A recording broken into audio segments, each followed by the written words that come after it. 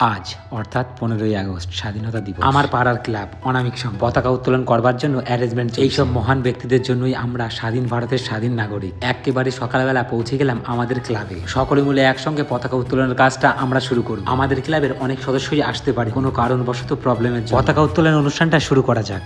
অনামিক সঙ্গে প্রতি বছরের ন্যায় এবছরও আমরা 15ই আগস্টে সকলে মিলে একত্রিত হয়েছি জাতীয় পতাকা তুলব।